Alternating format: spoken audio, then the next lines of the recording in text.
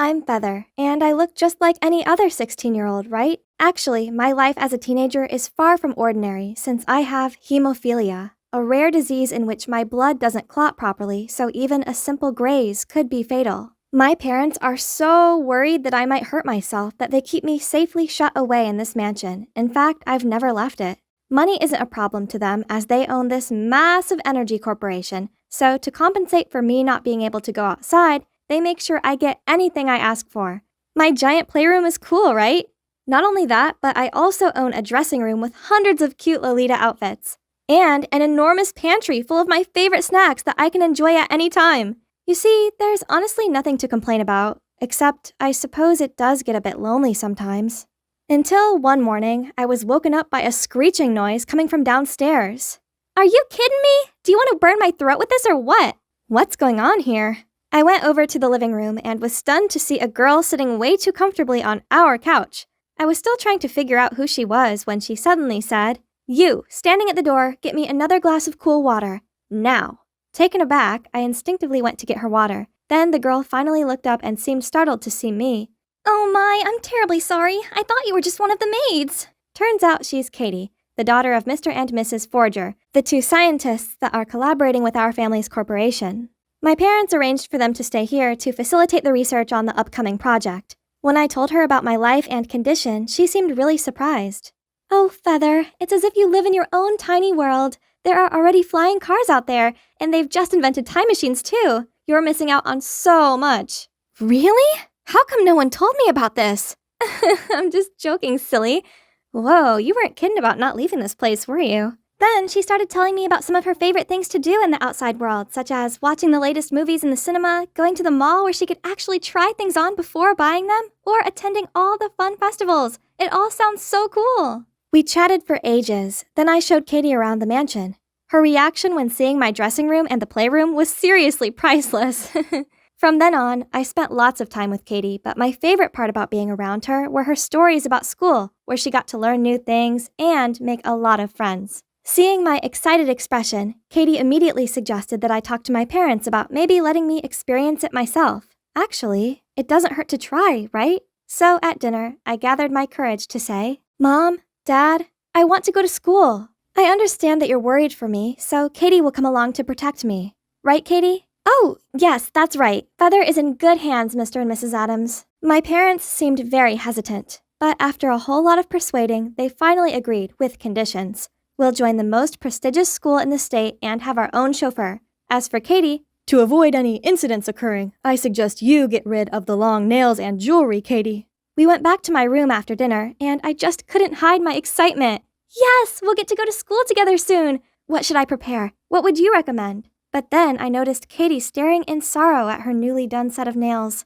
"I'm so sorry, Katie. Is there anything I can do to make it up to you?" "It's okay, Feather. What matters is that you're able to go to school, and I'm so happy for you." It's bedtime anyways. I'll head back to my room now. I'm so lucky to have a friend like her. As I was indulging in my thoughts, a familiar voice startled me. "Hey, I heard you two are going to school. Are you sure it's safe? Katie doesn't seem all that trustworthy." "That is none of your business. You're just jealous that I've made a new friend while you're still lonely, aren't you?" In case you're wondering, this guy is Liam, the butler's son. He was my childhood best friend and used to come to the mansion every day for homeschooling and to spend time with me. But we had some petty argument and I hadn't seen him since. Well, at least not until now. He was about to ramble about something else, but I slammed the door in his face. I wasn't going to let him ruin my mood. What I need to think about is my school day that's coming up. Oh my, it's so exciting, I really can't wait. We are going to Edgewood High today. So I decided to wear my favorite Lolita dress as Katie suggested. Oh, I almost forgot, Mr. Freddie. He's been my best friend since childhood, and of course he had to come along with me on this big day. Katie also said I should try introducing him to everyone. That would help me make new friends faster. Such a brilliant idea. Whoa, we're finally here. Hey, Katie, how do we find our lockers? Hey, Katie, when is lunch? Hey, Katie, do you know who's going to teach us? Oh my God, Feather, stop asking. Everyone's staring. I didn't even notice. It's probably because we're new. Hi, I'm Feather. Or maybe it's because of your extravagant outfit. Before I could say anything, someone spoke up. That's a lovely dress. Oh, you're right. They do seem to like my dress. I waited for everyone in the room to settle, then confidently introduced myself. Hi everyone, I'm Feather, and this is my best friend, Mr. Freddy. As soon as they saw Mr. Freddy, everyone burst out laughing. I didn't know what was so funny, so I just awkwardly laughed along. After class, I asked Katie why our classmates laughed earlier, and what she told me was unbelievable. They were making fun of me. It's so sad to know, but I guess not everyone can be as nice as Katie. She also told me to dress down next time to attract less unwanted attention. It's a bit upsetting, but I guess I'll have to do what's best. So I listened to Katie's advice and ditched the OTT dress. Just like she said, people actually stopped staring at me. Here, hold this. You look really good holding books. Huh? That sounds kinda weird. But it's fine though. She probably wanted my help but was just too shy to ask. After the morning classes, I went to buy a bunch of lollipops, and that might look odd to Katie, so I let her know about how lollies are my special anxiety remedy. People here seem to be quite judgy, which got me a bit uneasy. You want one? Aw, poor you, but no thanks. By the way, I'll have lunch with David today. You know, the cute jock in our math class. So you're on your own this noon, okay? Then she quickly left without waiting for my response. I didn't know having lunch alone was so boring. Everyone has their own group, except for this one guy wearing a hoodie and a mask. Hi, can I join you? But he didn't even reply, just stood up and moved to another seat. Did I do something wrong? Feeling the anxiety taking over, I immediately took a lollipop to calm myself down, and it's doing a wonderful job at making me feel better. But suddenly, someone snatched it out of my hand. I chased after him, but slipped on someone's foot and fell hard on the floor. Panicked, I burst out crying, and I heard the guy that took my candy say, Feather the toddler. Then everyone laughed at me again. Luckily, a guy spoke up. Stop this nonsense. What are you gonna do if she's injured? Oh wait, it's the weird guy from lunch. He checked on me to make sure everything was fine, then quietly went back to his seat. I didn't even have the chance to ask for his name before the teacher came in. This guy was so strange, but there was one thing I didn't understand. Why was Katie also laughing? Back home, Katie came to find me in the playroom, and I questioned her about the incident earlier, and she quickly apologized as she thought they were just joking. She then suggested going shopping and offered to buy me something to cheer me up, and so I agreed immediately. We went to the mall the next morning, and I had the best time. We had iced coffee and some delicious pudding. Katie also got me an adorable little hair clip, and so I bought her a bunch of new clothes in return. We were about to head home when Katie said, Hey Feather, I have a cousin whose sneakers are falling apart. Would it be okay if you helped me get him a new pair? Of course, anything for my best friend. Making my best friend happy was the most wonderful feeling in the world. I'm so grateful to have such a lovely person like her to come into my life. But then the next day, I walked into class to see Katie being all lovey-dovey with the boy who took my lollipop. So that's the David that she mentioned, and on his feet were the brand new sneakers that were supposed to be for her cousin. Why is he wearing the shoes I bought? Then Katie pulled me outside and explained profusely. Feather, calm down. The shoes were too big for my cousin, so I gave them to David. I didn't lie to you, I promise. Fine. Please just don't let me see him wearing them again. I felt really bad since Katie seemed really sad after hearing what I said. At that moment, David approached me. What's up, toddler? You got a problem with my new kicks? I froze in fear. Then thankfully an announcement came through the speaker. David Peterson, please come to the principal's office immediately. Turns out he's in trouble for spray painting a teacher's car. At least someone already helped me teach him a lesson, but that wasn't all. A few more of my classmates also got detention for cheating on the math quiz yesterday, while some others got caught skipping classes. It was such a crazy morning. It's as if someone was trying to play the hero here. Finally, it's lunch break. Hoped things would be better in the afternoon, but... What is this? A poster of me? It also says underneath, Feather the toddler is the snitch. Katie took a look at it and said that the best way to deal with these kinds of jokes was just to play along. I'm not sure about that, but it seems like the only way now. And so, I climbed on an empty chair in the cafeteria and started speaking loud and clear. May I have everyone's attention, please? Hi, I am Feather the toddler, and I am proud of it. Instead of getting the response I'd hoped for, what I got back was food. The whole cafeteria was laughing and throwing food at me. I covered my face, trying to dodge it, but the floor got slippery from all the greasy food, so I ended up falling. Oh no! I scratched myself! I could only lay on the ground out of pain. People finally stopped as they saw me bleed. All I could vaguely hear was a familiar voice calling my name. I woke up in the hospital to find Liam sitting next to me. Feather, you're awake. Do you feel pain anywhere? Well, Liam? Why are you here? Where's Katie? Katie? You're still worried about Katie? She's the one who was behind all this. She told the principal about your classmates and told everyone it was you to make them hate you. What? How is that possible? Turns out the guy who was always wearing a hoodie and mask was Liam. Liam had always been suspecting something shady in Katie's behavior, so after failing in warning me about her, he decided to look out for me himself instead. I cried and tried to hug him despite the pain on my arm. Then Liam showed me a shocking video of Katie talking trash about me to everyone. Oh, why was Feather carrying my books, you ask? It's because her parents work for my family's corporation and she'll do anything I tell her to as long as I give her some money. Seeing the anger and also disappointment in my eyes, Liam calmed me down and said he had a plan to expose my so-called best friend. When I returned to school a few days later, I stormed straight over to Katie. It's you! You're behind it all! I already know everything. Stop being ridiculous, Feather. You got busted and now you're trying to blame me. Drop the act. No one's falling for it. At the end of class, Katie suddenly gathered everyone. People, head over to the lecture hall. I have something very interesting to show you guys. Oh boy, I wonder what else she has planned. Liam and I quickly followed the crowd and found Katie standing on stage. Oh, Feather, I'm glad you're here. This is about you after all. The screen started playing a video of me sitting on my swing, playing with my dolls, and taking armfuls of candy out of the pantry. Do you see that, everyone? Feather is just a toddler in a teenager's body. Such a weirdo. I was waiting for everyone to start laughing, but the crowd stayed completely silent. Then Katie hesitantly continued, Not only that, she's also the poser who snitched on us. Then, to her surprise, the angry crowd started booing and shouting at Katie, saying she is the evil snitch. Then they turned to me. Your rooms are actually pretty cool. I wish I had a snack pantry like that. It's so awesome. Katie sounded panicked as she continued talking more trash stuff about me, but no one listened. Turns out, Liam had set up a group chat in which he'd posted proof of Katie's actions, including the video of her talking to David, and also pictures of her coyly walking out of the principal's office after she must have snitched on everyone, and her putting up that mean poster about me. Katie, you're the one embarrassing yourself. Everyone knows that you're a snake in the grass. I trusted you, and what I get back are all these lies and schemes. I feel so ashamed for ever calling you a friend. As Katie looked around at the unimpressed-looking crowd, she realized her game was up, and quickly fled the scene. Later on, we arrived home to see my angry-looking parents standing next to Katie's mom and dad, who had all their luggage packed ready to move out. Yes, Liam had already told them everything. In the end, Katie's parents made her apologize to me. Only after a lot of persuading did my parents let them keep their jobs. I never saw Katie again, but I did make a bunch of new friends that I invite around sometimes. The snack pantry is a big hit.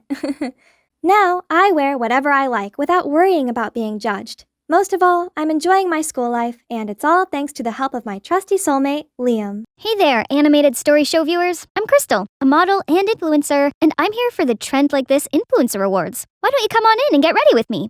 I know what you're thinking. I have a unique look. You see, I have vitiligo, a condition that causes pale patches to develop on my skin. It's definitely different, but I don't really see it as a disadvantage, but rather one of my biggest perks in life. Since I was a kid, people have always gawped at me in the street. But luckily, my mom and big sis have always been there to support me. Honey, they're only looking at you that way because you're beautifully different. Yeah, Crystal, never doubt yourself. You're one of a kind. Thanks to them, I've grown to adore the way I look. Then one time, while we were walking in the park, this eccentric-looking man approached me. Oh my word, your skin! It's a masterpiece! Turns out, he was Bo Ivanov, the world-renowned photographer. He begged me to model for him, and with the encouragement of my mom and sis, I agreed, and my photos became a viral hit. That's when my interest in modeling sparked. I joined this awesome modeling agent and got to learn all poses for photo shoots, wear these gorgeous outfits, and best of all, have makeup done to complement my vitiligo, not to hide it. Ever since then, I've worked my butt off, fully committed to my work. That's how I became the face of multiple fashion brands and built up my influence empire. I wanted to pave the way for people like me to love themselves and celebrate our own uniqueness. 'Cause look at me, my career, my life could come to this point today, all thanks to my skin. And I wouldn't change it for the world. But then this morning came, I woke up to see, my vitiligo patches, they were gone! This can't be happening! I still have tons of fashion shows and events booked for the rest of the year. Without my patches, will they all cancel on me? Panicked, I called my manager, Alex, and she immediately rushed into my apartment. This shouldn't have happened. The project with Red Rush is next week. I know that. What can I do? Go see a dermatologist? No, Crystal. You can't breathe a word about this to anyone. You don't want to ruin your career, do you? Well, no, but I can't hide inside forever. No, you can't. But you can fake your patches. Just use makeup. Draw some on. What? You mean I should lie to everyone? Your choice. It's either that or kiss goodbye to your career. This is wrong, I know, but I've worked so hard for this. I couldn't just give up now. I guess the foundation would have to make do. I went back to my daily modeling life, and luckily no one seemed to suspect anything. But I was so on edge and constantly checking my makeup. Crystal, have you heard? The brand Raris is looking for models with unconventional features for its newest fashion collection. You're the perfect fit! OMG! Everyone who's anyone in fashion knew of the Raris' creator, Mr. Finnegan. If I become his muse, that's my step into high fashion world! I can't miss this once-in-a-lifetime opportunity! I got my focus straight, fearlessly walking into the building, when suddenly my heel got stuck. I tumbled backward, and out of nowhere, these strong arms wrapped around me, and I landed straight into their warm embrace. For a moment there, I could feel their divine scent overpowering me. Dior Sauvage, isn't it? You don't change much, do you? Still clumsy even though you're now a superstar. Hold up, this voice. It's Sam, my high school ride or die! My, puberty has hit him hard, huh? Samuel knelt down and gently put the heel back on my foot. Yep, my heart was definitely flipping out of my chest. You're going in for the casting, right? Oh, yes. But how do you know? I'm one of the judges. I gotta go now. Break a leg. But not literally. Wow, Samuel's made a name for himself already. Impressive. Wait, Crystal, you're here for work. And now time to shine. I strutted my way along the catwalk, doing my signature twist-turn pose at the end of it. As expected, all the judges were mesmerized. This job was in the bag. Just then, everyone went ooh and ah at the girl next in line. It's Amanda! She's known as the super rookie, who challenges the modeling world standards. Ironically, that title once belonged to me, but that's how this industry works. You can easily be dismissed if not careful. We got the results right after the casting. As expected, I was in for the show. Hooray! Hey, Crystal, right? Amanda, huge fan of yours. Say, can a pro like you give this rookie any advice while we train together? You do know this is a competition, right? That means no help. Then I shimmied off. Day 1 of the training, and I already messed up. I had to disguise myself to sneak out and buy a new one. Crisis averted, but this did make me 30 minutes late. You're the professional. Act like one so us amateur can look up to. A veteran in modeling. Or so they say. Those chicks wouldn't miss the chance to dethrone me. Especially her. Welcome, everyone. May I introduce you to our Fall 2023 Haute Couture collection. It is inspired by the elegant art of ballet. So besides your usual training, you'll have a chance to learn some of the moves to capture its true essence. Then I'll pick my star, my vedette. Ballet? I hadn't done that since the accident! Little 6-year-old me was having a ballet performance and had to do this crazy spinning technique. But somehow, I ended up twirling like a humming top, then face-planted right on the stage. I never forget the audience's mocking waves of laughter. No, get yourself together, Crystal. Whatever the challenge is, I'll succeed and rock the vedette position. The first lesson was catwalk. Easy peasy, no one came close to matching me. Good posture, excellent posing. Well done, Crystal. Oh, he's so sweet. Can we just take a break to admire this piece of art? Come on, why are you so shy today, Crystal? Your patches are superb. Except they're just the magic of makeup. But the nightmare had only just begun. Jeez, these clothes were way too tight. They got me melting like the witch from the Wizard of Oz. Gotta go touch up. Then during another session, I couldn't keep my balance and was wobblier than a jellyfish. Meanwhile, Amanda effortlessly executed all those moves. A few days later, Mr. Finnegan organized a photo shoot, which we had to pose like a ballerina on this revolving platform. The past trauma immediately rushed back into my head. I stepped onto the platform shaking like a leaf. Only with Samuel holding my hands could I imagine to do the simplest pose. At least it's over now. My, our pro seems a little rusty, doesn't she? Just step back and let one of us younger girls take care of this. Right, Amanda? Go practice, Xena. Amanda stepped up to the platform. Her body started moving like a real swan. Gorgeous, Amanda. You're as graceful as the ballerina in the musical box. That's it. I think we got the shot. Well done. The whole set erupted in applause, and Amanda was the center of attention. Looks like you could learn a thing or two from your junior. Look, I may not be the best ballerina out there, but I'll show them where 1000% efforts get me in life. So I stayed later after the training to practice more, starting with stretching. Ouch, not as easy as it looked. Okay, let's try again. Just have to raise my leg and... Whoa! Okay, this time it has to work. And now the hardest part, sur le point. Uh-oh. Just then, Samuel appeared, trying to catch me, but we both ended up stumbling on the floor. Don't try too hard. You may hurt yourself. It's just, the vedette means a lot to me. I know you can do it. You've been such a positive influence, and I know that energy can get you what you want. No, my patches! I'm sorry, I didn't mean to. It's okay. I crossed the line. I'll just leave now. Don't, please. If you only knew the truth, you wouldn't think so highly of me. Hey, what's wrong? You can talk to me, you know. Just then, the lights brightened around us. What are you two doing here at this hour? Samuel looked startled and immediately kept his distance from me. Nothing. I saw Crystal practicing. Thought I could give her some advice. That's not fair. I need some too. What do you think of my releve? They started laughing together like a married couple. Since when did they get so close? After a few days of intense practice, I may not be a ballet master yet, but I did feel more confident about facing the final challenge, which decided who would be the vedette. Look at this gorgeous couture design! I would make a perfect black swan. I tried the dress on, but accidentally smudged the foundation and got it all over the dress. Oh no! I immediately rushed to the bathroom trying to wash the stain off. Stupid foundation! Super stain my butt! The door suddenly snapped open and in stepped Amanda! Your vitiligo patches? They're coming off? And what are you doing with the dress? I tried to hide it, but she already snatched it away from me. Is it foundation stain? Did you fake your vitiligo? No, I was diagnosed with vitiligo for real, I swear. I told her the truth. Thought she was going to use it against me, but to my surprise, she looked heartbroken. I decided to pursue modeling because I felt inspired by you. But now you're telling me it's all a scam?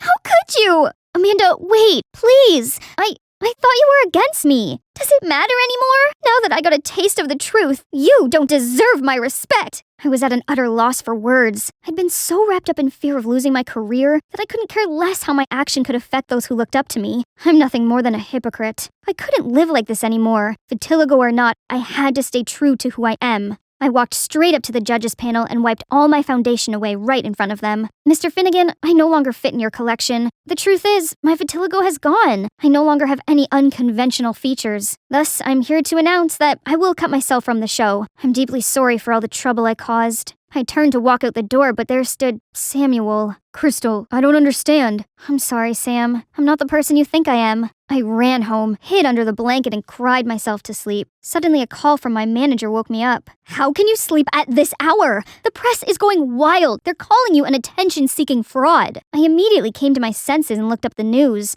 Oh no, how could it break out so fast? At this speed, I'd be canceled by tomorrow morning. See what happens when you act out of my order? Gosh, you models are so dumb. Don't go anywhere. I'll be there to handle this. Was she being for real? All of this was her idea in the first place. Enough! Have fun dealing with this on your own, Alex. I shut down my phone, packed my stuff, and left it all behind to go to my secret place. I used to spend time here with my family when I was a kid. Being surrounded by nature calms me down. Suddenly a hand pressed on my shoulder. Hey, we've been looking for you. Samuel?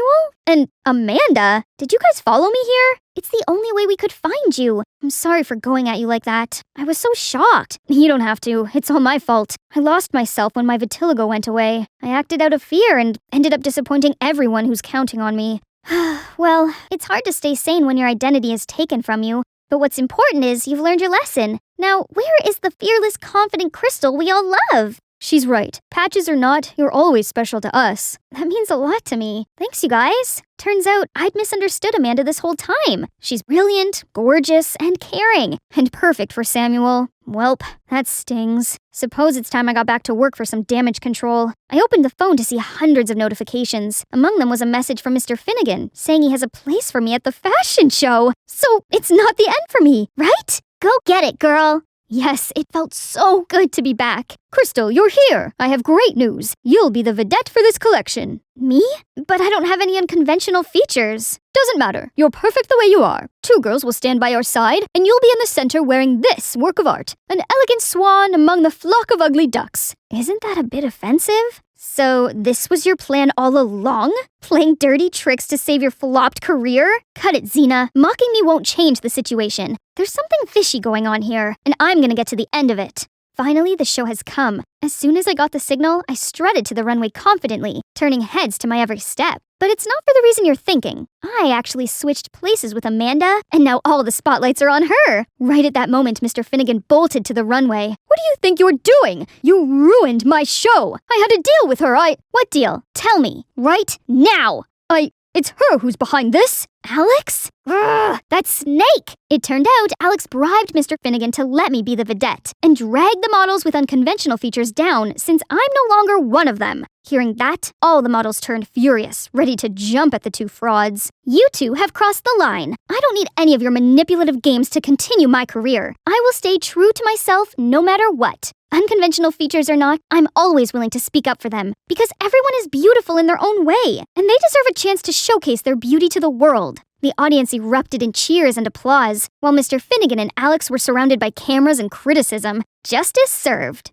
After all that drama, I'm still modeling, but with a different agency that fully accepts me for the real me. I continued to influence young people on self-love and being uniquely themselves. Amanda and I became the best of friends. We also made tons of plans to collaborate with Samuel, but honestly, I couldn't shake off this heart-wrenching feeling whenever these two were together. Luckily, my hectic schedule has left me no time to think about that. Guess what? After days and nights of hard work, I now have my own line of skincare products called Only You. Exciting, right? Oh, Sam, you made it! Wow, they're beautiful. Amanda will love them. No, they're not for Amanda. They're for you. Crystal, I'm crazy about you. I always have been. What? It's me you like all along? Then why didn't you tell me that before, silly? I leaped into his arms, and we shared the most amazing kiss. Perfect ending for an amazing journey, huh? I was in this romantic dinner date with the love of my life, knowing too well that one day I'd be gone. But I couldn't help but falling for him. I'm in love with you, and I know that love is just a shout into the void, and that we're all doomed, and that there will come a day the sun will swallow the only earth we'll ever have, and I am in love with you.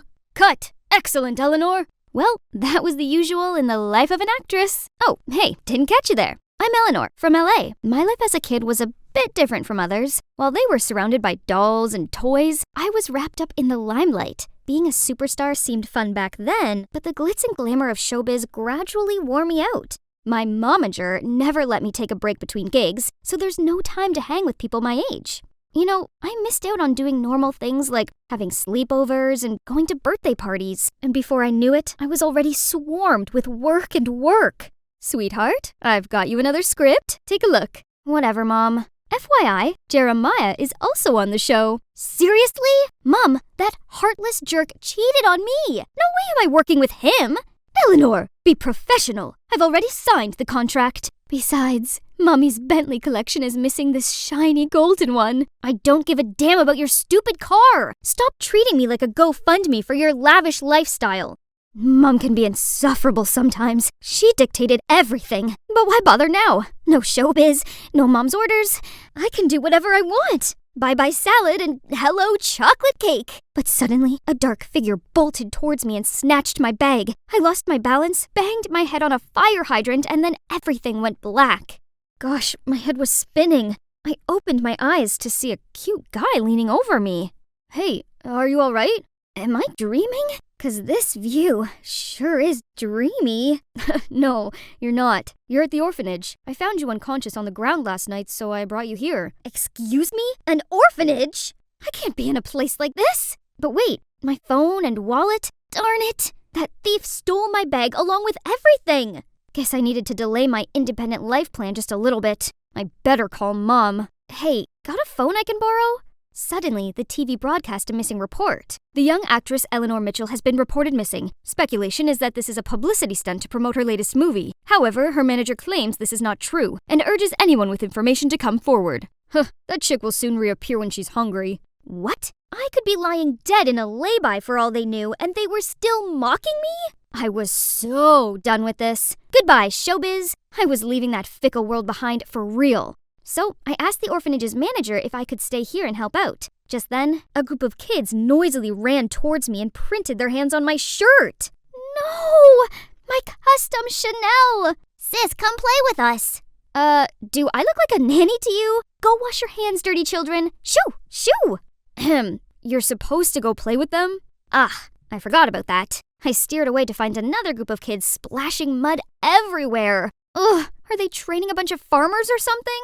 The next morning, this strange screeching noise startled me. It's only 6 a.m. I sluggishly dragged my feet out of the room. People immediately threw me judging looks. I guess my first day at work started off on the wrong foot. I'd barely had time to sip my coffee before they made me do the washing by hand. This wasn't the Dark Ages. Hadn't they ever heard of a washing machine? One of the staff got annoyed with me and shooed me away. Alrighty, I'd go help in the kitchen. Peel half of these. Easy peasy. Just give me a few minutes. Voila! I'm good, right? But somehow, they still got mad at me. No other choices. I headed to the children's, but this place is pure chaos. I sure wish I had my earplugs. Suddenly, I felt someone grabbing my leg. I looked down to see the cutest pair of puppy eyes.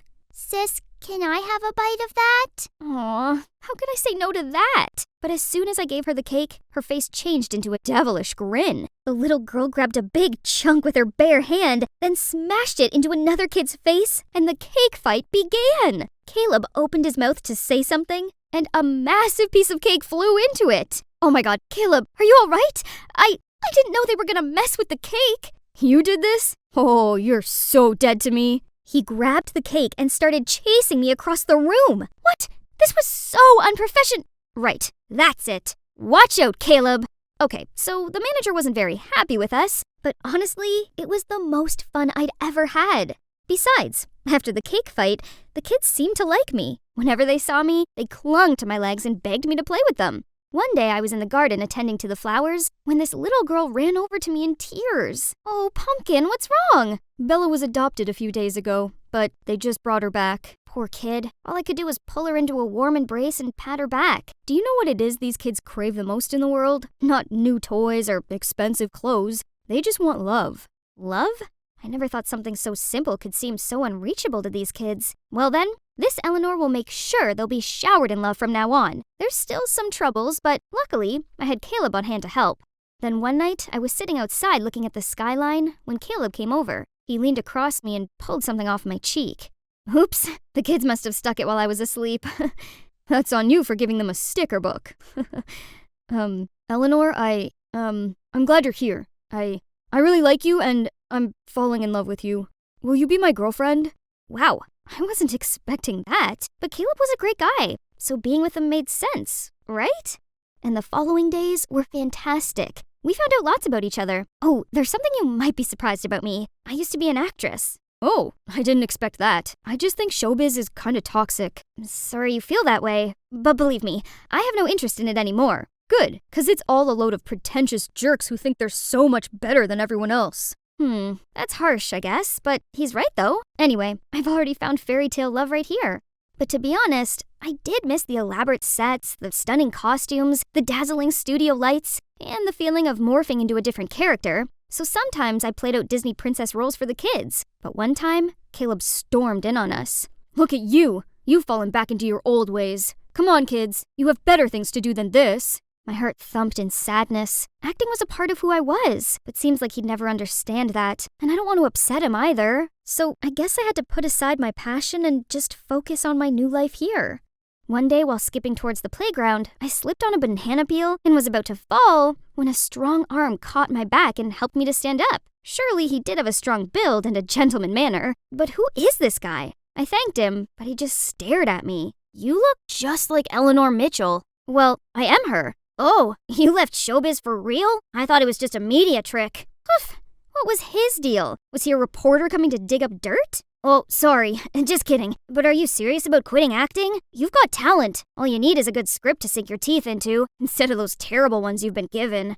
Huh? Was that considered a compliment? Turns out he's Frederick, a young screenwriter who came to the orphanage for inspiration and to help out. He even set up a mini theater for the kids to have their first cinematic experience. As you can see, anything's possible in movies. Even our most magical dreams can come true. I suddenly remembered why cinema had captivated me in the first place. It opened the audience to multiple perspectives and worlds. This is the cinema I love and dream of being a part of. And maybe that's why I'm naturally drawn to Fred. He might seem a little playful, but when it came to movies, he turned into another person. I cannot deny that my flame for acting was rekindled by his genuine sharings. I mean, everybody loves Fred. Look. Well, maybe not everyone. Okay, kids, but remember, studying is priority so that you can have a better life. Acting and scriptwriting is just a pipe dream. It's not real. Yes, studying is important, but arts are what we live for, what nurtures us from within. Art has no value. Investing money in arts is like throwing it out the window. There are people who barely have anything to eat. Why not use that money to help them instead?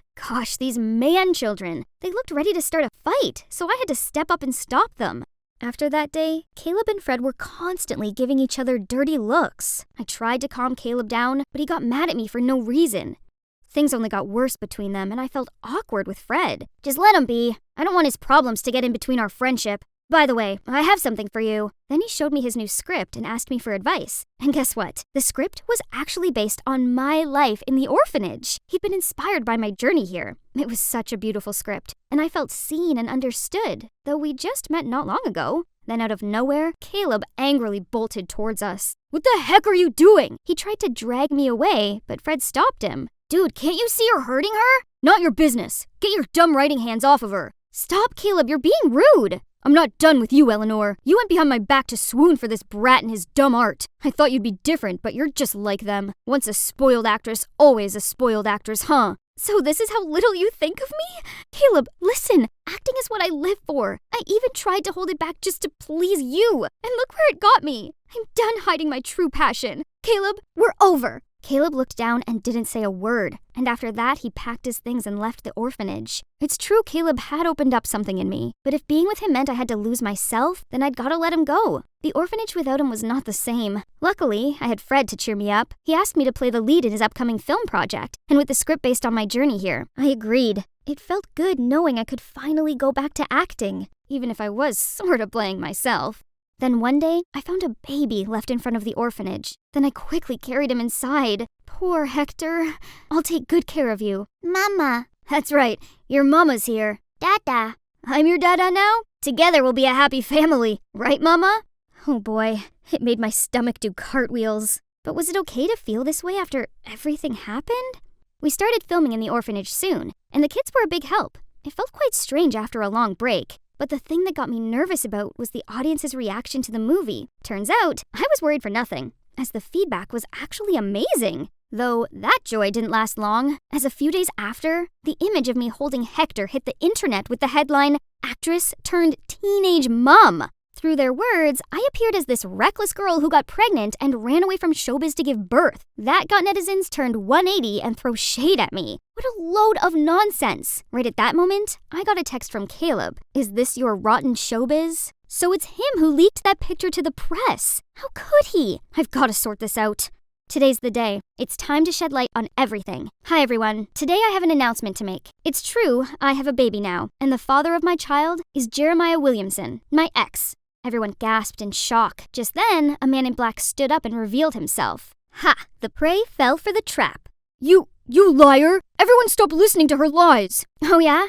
Then Jeremiah, why exactly are you here? He was completely speechless. That's what I thought. Now, Joshua, Jeremiah's private detective, may you please stand up? Among the crowd, both Caleb and Fred forced the detective up to his feet. Tell them what you know. The deal was Jeremiah felt humiliated as I'd refused to work with him, so he decided to hire this Joshua guy to dig dirt on me. That's how he got my picture with the baby. Luckily, Caleb caught the detective sneaking around the orphanage, and together, we set up the trap to lure Jeremiah in. Jeremiah still insisted he had no idea who this Joshua guy is until I showed the evidence of the transactions between him and his detective on the big screen. Any last words? Justice served. Let's see how he handles this scandal. Right at that moment, I spotted a familiar face in the crowd. Mom!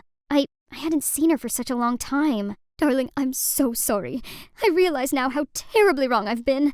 I thought I was helping, but turns out I only smothered you. But you're ready to make your own choices. Please forgive me, and don't leave me again. I'm sorry too, Mom, for leaving like that. I didn't mean to worry you. I threw my arms around her, tears welling up in my eyes. My time in the orphanage has taught me a big lesson. Family isn't always perfect, but they're the most precious thing in the world. Later, I stepped outside to see Caleb waiting there. What a mess.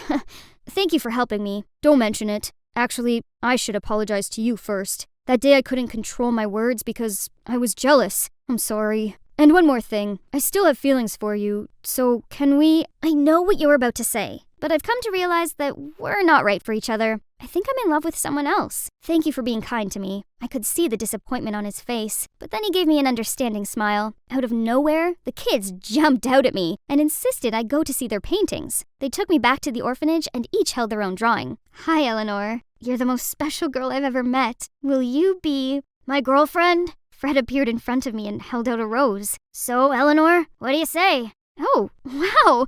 What do you think, kids? That answers then?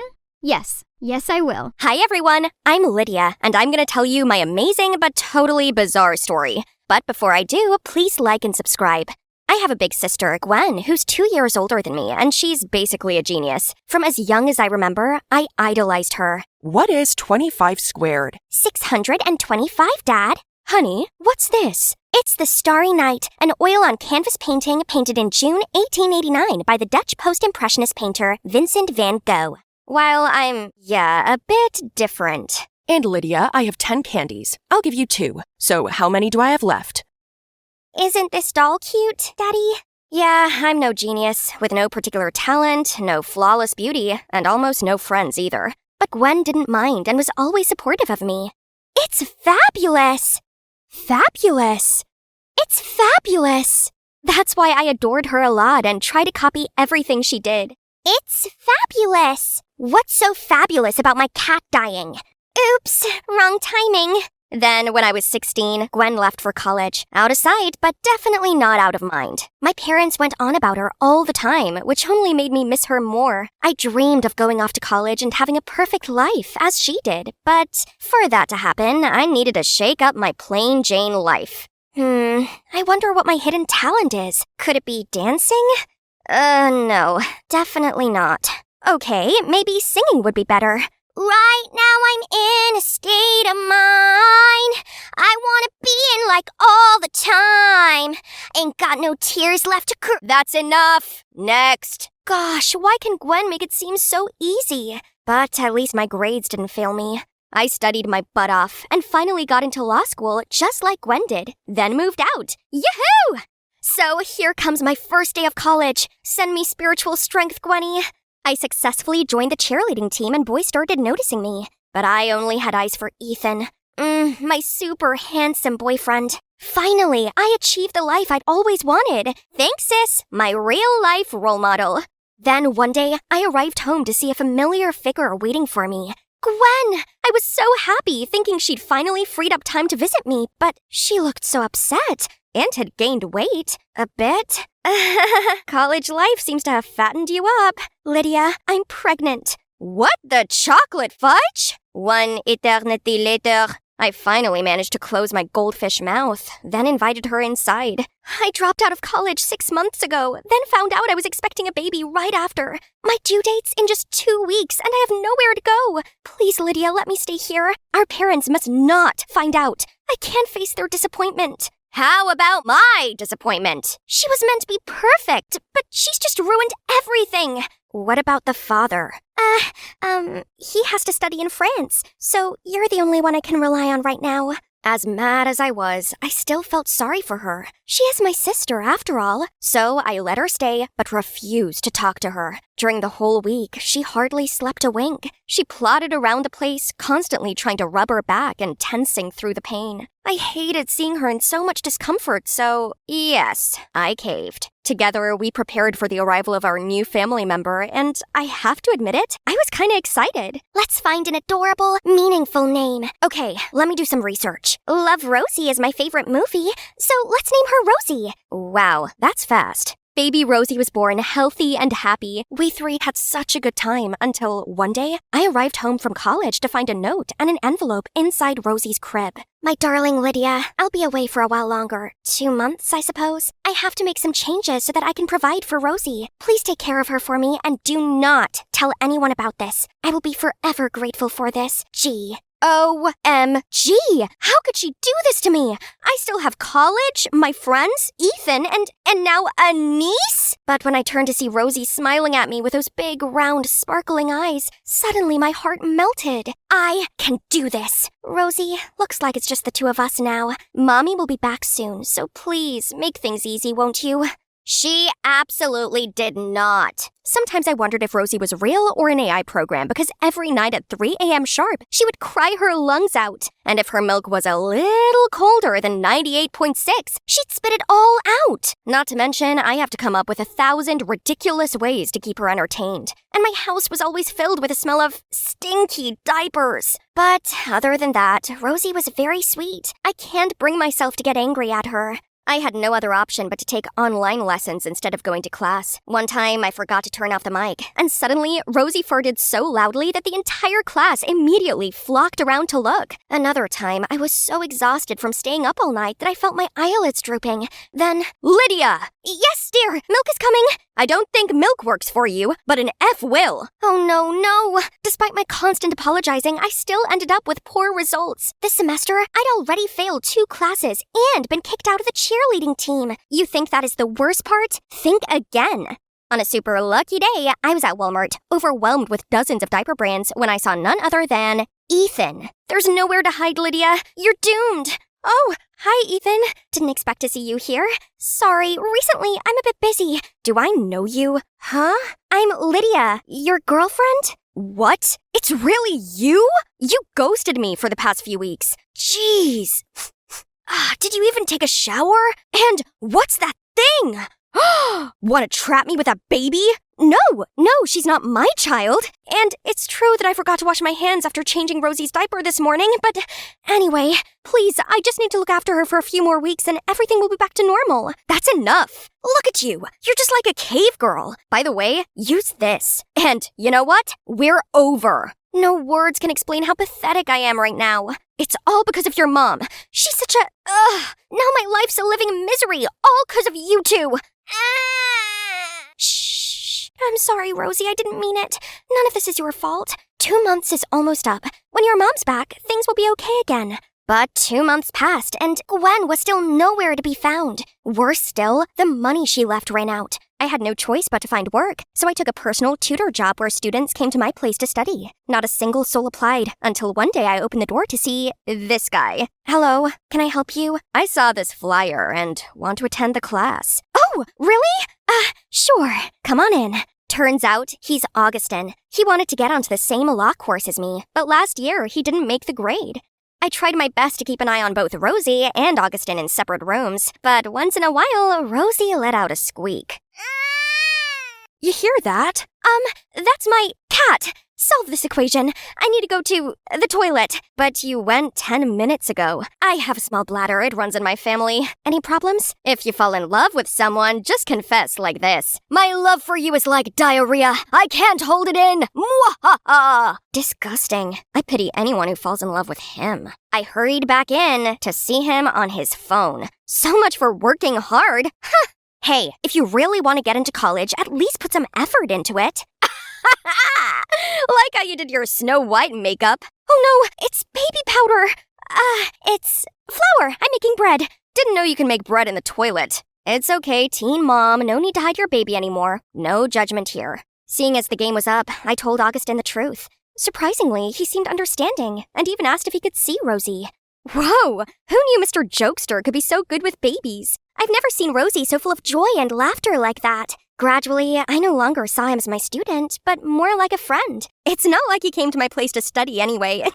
We talked a lot, even outside tutoring sessions, and I learned so much about him. You'll never fulfill your law school dreams by playing games all the time over studying. Who said law school is my dream? And this is not a game. Huh, a fashion website? Don't tell me it's yours. Yeah, I'm the founder of this brand. No way. And what's this? Can you really sell this plain cap for $200? It's not about the cap. It's about the brand's design. He then told me he had always dreamt of opening his own fashion chain, but his parents never supported it and just wanted him to be a lawyer like them. That's why he was never serious about his studies and messed about. So, what's your dream? Become the best judge in America? It's totally not a hard question, but why am I speechless? I just want to be as cool as my sister, but she's not so cool anymore. Right then, Rosie squealed and filled her diaper, which somehow saved me from the situation. But Augustin's question got me thinking. I need to find the answer. You look distracted. What's on your mind? I found it! I want to be perfect! That's vague. How do you define perfect, though?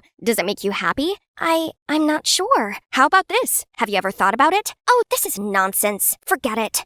I've forgotten to take care of myself for so long. My boyfriend dumped me, and now my friends also ignored me. I became a loser, all because of a baby. Right then, my lecturer emailed me. A last-minute spot had come up on the debate team for the most important competition of the year. This is my big chance. But how was I supposed to care for Rosie and prepare for it? After a whole night of tossing and turning, the doorbell woke me. Was it Gwen? Oh, it's just some strange guy. Hi, you must be Lydia, Gwen's sister. I'm Kyle, Gwen's boyfriend, and her baby daddy. What on earth? Look at him! I didn't know Gwen had such weird taste in men. Aren't you studying in France or something? What? Yeah, but without my baby, France, Germany, or even the North Pole are all meaningless. Can I see her now? And after that was the reunion of the century. Thanks for taking good care of Rosie, but now I'll do it. That's my duty as her father anyway. Kyle might look intimidating, but he seemed to love Rosie sincerely. So even though it broke my heart, I gave Rosie to her dad. Besides, there's a huge opportunity waiting for me. I put all of my focus into studying, and it was all going amazingly. I ate the competition and left no crumbs, then even got invited back onto the cheerleading team. My dream life was back. But why did I feel like I had this big hole inside of me? Congratulations, best debater of the state! Thanks. Sup? You took back everything you wanted. Why the long face? I don't know. I just feel empty. So, what can we do to make you feel happy right now? So, here we are, at Rosie's place. What's that loud crying and scolding sound? I impatiently pressed the bell, and Kyle took forever to answer. OMG, is that cigarette smoke? And look at the house! It's a huge mess! What are you doing to Rosie? That's it. Give her back to me. You have no right to take her away from me. The only one who can raise Rosie with me is her mother. So tell Gwen to come back to me. What? You didn't talk to Gwen about this? Last warning. Tell Gwen to come here and ask to be my girlfriend again. Then I'll consider giving her the baby back. Excuse me, it's father-daughter time now. I fell on my knees like all my strength was drawn away. It's all my fault. I handed Rosie to him. Calm down, Lydia. Let's try contacting your sister first. I called Gwen a million times, but no surprise, she didn't pick up. So I shot her a message about the current situation and asked her to show up ASAP. Me and Augustin waited outside Kyle's house for ages, and right when we were about to give up, Gwen finally appeared. We banged on the door, but that jerk Kyle refused to let us in. Oh, you finally showed up. If you want the brat back that badly, then it'll cost you, let's say, $5,000. What a lowlife! Gwen was inconsolable, and Augustin kept trying to kick the door down. Success! We were about to storm in, but then spotted Kyle running off with Rosie and jumped onto his motorbike. Call 911. We've got this. He led me over to his bike, and I clung on for dear life as we chased after Kyle. He was going so fast, and I thought we were going to lose him. Then suddenly, Augustin took a sharp turn up a narrow alley. What are you doing? He went the other way. Trust me, and hold on tight. We whizzed back onto the main road and managed to cut Kyle off at the town square. He tried leaving the baby there and running off, but the cops caught up just in time, and he was arrested. I'm so sorry. I shouldn't have left like that. I put you all in such terrible danger. All I wanted was to make things right. Gwen, it's okay. We're all okay. After that, we all went back to her dorm. Turns out she's now a journalism freshman. And I cannot believe my eyes. How could she live in a place like this? Why are you... My life wasn't full of roses at all. The perfect image that I built up was all fake, and it completely wore me out. But this is real. It's what truly makes me happy, so please understand. I didn't know that, but I'm glad you found your dream. You'll always be my coolest sister. And with a holding hand, Gwen found the strength to tell our parents everything. They weren't angry at all, and even felt sorry for her carrying all that burden alone. Turns out it was Gwen who put all the pressure on herself. Mom and Dad even suggested that Gwen move back with them, so they could help her take care of Rosie. Finally, everything was sorted out, except I realized law was not my passion after all. Now, which path should I take? Suddenly, Augustin came to me with a wrinkled piece of paper. How about you start with this? Gosh, you still keep it? Let's say I'll give it a try. Hi, it's me again, and today is the grand opening of my baby clothes store. All the clothes here are my own designs. Adorable, right? And my marketing and branding expert, aka my soulmate, is this guy. Oh, of course, my family was also here. Mom. Wow, Rosie had just spoken her first word. Let's take a picture to capture this memorable moment. 3, 2, 1. Oh no, sweetie. I'm Madison, and I was born into a well-off family. My parents are successful entrepreneurs who always fulfill their dearest daughter's wishes. Beautiful face, supermodel figure, I have both. But unfortunately, I'm not the only one. I have a limelight-hogging twin sister, Olivia. Since elementary school, my sister has won loads of trophies for her singing. Everyone was so spellbound by her that they seemed to completely forget about me. And it didn't help when Mom dressed us the same. Meanwhile, Dad was always like, "Whoa, I can barely tell my two princesses apart. Maddie, if your sister is tied up with her singing, you could help fill in her place in class." Ugh, it's not funny at all. Especially when that kind of came true. Later at 14, when I was still trying to figure out what today's homework was, my sister went and won The Voice Kids. At school, everyone kept giving me gifts and praises just to walk off on me as soon as they realized I wasn't Olivia. Hey, it's not like I intentionally tricked them. Trust me, I'm just as sick and tired of all this as everyone else, so I decided to take action. Ta-da! Did you recognize me? Still Madison here. The one-of-a-kind Madison with pixie hair, smoky eyes, nude lipstick, and this edgy outfit. I look different, right? But... Oh, are you cosplaying Olivia in her upcoming MV? Madison, you're ruining your sister's image. I tried to be different from her, but it couldn't change the fact that I'm the twin sister of a famous singer. There's so many things I wanted to do, but just imagine if I tried out for the cheerleading team or a modeling contest. People would be, "Look at the tragic Olivia wannabe." The name Olivia gradually became something that haunted me, and now she's constantly gaining in fame while I remain in her shadow. I have my own dream of becoming a model too, and I've gone to every audition I could, but so far, no luck. Oh right, let's check on my new video. Maybe YouTube will be the Kickstarter for my rise to fame. Remember to remove your makeup thoroughly, and the last step is subscribe to my channel to stay updated with the latest makeup trends. It's only been 10 hours, but look at this. There are over 200,000 views and 1,000 comments. Yay! Let's see. Like if you watch this just because you thought this was Olivia. When you're boring but you have a famous sister. Olivia, you're the GOAT. Please reply to my comment. What on earth is going on here? No one talked about the video content. It's all about Olivia. Why can't I get rid of that name? I am Madison. Frustrated, I closed the laptop to leave, but turned around to see the mean girls surrounding me. Silly, you should have titled it Skincare Tips from Olivia's Sister. There would have been millions of views by now. Someone with no talent like you should just stay in the dark. Please. Shut up! Just wait. One day y'all gonna become my fans too. Finally, what a long day. But isn't every beginning tough? Me quitting would be exactly what those mean girls wanted, so I can't give up now. I was struggling to set up my camera when Mom opened the door and peeked in. You've started a YouTube channel? Why not ask your sister to help promote it? But no worry. Everyone can obviously see that you're Olivia's sister. You'll probably receive a gold button soon anyway. Ugh, what do you know? I don't even need her help. And please stop entering my room without knocking. Nobody acknowledges my effort just because I look like her. Fine then, just wait and see. In 2 more months, I'll be 18 and be able to do one thing I've been dreaming of. That will put an end to all this unfairness I had to suffer. This is it, the moment I've been waiting for. Right here, right now, I'll be reborn. I'm ready to start my life anew. You can open your eyes and look at yourself, Ms. Lewis. Okay, 3, 2, 1. OMG in the mirror. A beautiful face. A stranger. Not like Olivia's or anyone I ever know. Finally, I can live my life with my famous sister out of my way. I wonder how my parents would react to this face that I myself don't even recognize. Hey, I'm home. Hello? But who are you? It's Madison, aren't you? What happened? Did you get plastic surgery? Plastic surgery? Didn't you say you were on vacation with your friends? Your beautiful face. Why did you? You mean Olivia's beautiful face. I'm done living in her shadow. Then I ran straight to my room, leaving them there all stunned.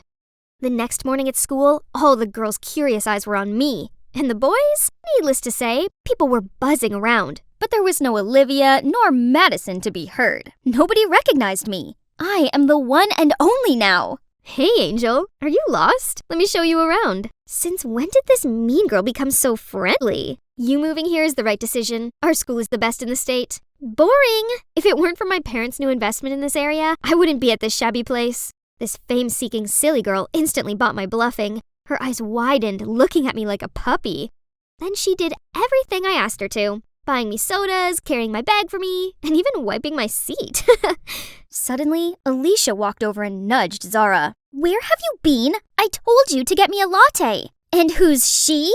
Oh, this is my new bestie. And you should go get your latte yourself, as I'll be busy showing my friend here around, right? Alicia's frown face was a picture. What a solid friendship these mean girls have. But the fun had only just begun. As the teacher did a roll call, I raised my hand up at the sound of Madison Lewis. The whole class gasped, and you betcha, Alicia and Zara's bewildered faces were hilarious. Didn't see that coming, huh? By recess, the whole school had heard the breaking news. Me, Madison, just got plastic surgery. Some were showering me with flattery, while some just kept judging the size of my eyes or my nose bridge, blah, blah, blah. But no one compared me to Olivia anymore. They just forgot about my famous twin sister. That's all I need. Madison is unique. Ouch! What's wrong with you? Are you blind? It was you going the wrong way, Madison. He looks so familiar, but I still can't think of his name. It's Dylan.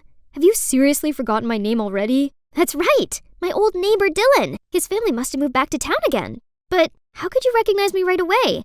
You look a bit different, but I can still tell from your voice. Forget the past. I'm the new Madison, the best version of Madison. Then I walked away from him. Now I'm finally free to do whatever I want without being compared to Olivia. I easily got that cheerleading captain title. From this spot, I can see all the impressed spectators and Zara's look of fury. She was the former captain who got dethroned by me. Then I went on and won the school beauty contest too. Alicia's boyfriend, Sid, even dumped her to chase after me. Who's the loser now, girl? But of course, a jerk like him didn't interest me, so I bluntly rejected him in front of everyone. One afternoon while I was going home, Sid jumped out of nowhere and blocked my way. Babe, girls are lining up to date me, but I picked you. Be my girl and you'll see. Come on, just one dinner. Let go of me! Suddenly, a big-looking guy rushed in, scared Sid off, and then offered to take me home. He introduced himself as Isaac, and turns out we were in the same chemistry class. Oh God, how come I never noticed this handsome boy? Probably chemistry had sucked the life out of me every time I entered that lab room, but it's okay. We can rebuild our chemistry here now. After that day, we texted each other all of the time, and a week later, we became an item. Fast, yes, but when you know, you know. Isaac took care of me during workouts, waited in the salon for hours, and even kept me updated with fashion trends. He's just perfect. But one time, when we walked hand in hand at the mall, I caught sight of Dylan's cold face. I suddenly felt awkward and tried to avoid his gaze. Strange, but why bother? Isaac and I were too busy discussing our upcoming plans anyway. I finally released my second video, and no one mentioned Olivia. But Gigi, Bella, Lily, Maymac? Now they're seeing me like those hot girls? Ridiculous! And talk kept coming about how I look like other stars. Maybe she brought their photos and asked the surgeon to copy them, but no way can replica compete with the original. Still, isn't it better to resemble your own sibling than being some stranger's copycat? So, did I really look like a carbon copy of someone else? Again? I rushed to Isaac. He's the only one I can trust. Just a little, babe. But if you don't like it, there's always a way. So I continued to undergo many other surgeries to find the perfect, unique Madison. Isaac was always there to encourage me. He was the one who suggested what part I should fix next. Sharper jawline, thinner nose, fuller lips. He has an eye for this, right? Seems like your eyes still need some fixing. I'll take you there next week. More? I know Isaac only wanted the best for me, but after pouring my fortune on endless plastic surgeries, I was completely broke, and no way would my parents agree to lend me some. Why not ask Isaac, you wonder? I can't do that. I'm not a gold digger. The surgery appointment was coming up, but I still couldn't gather enough money. What to do?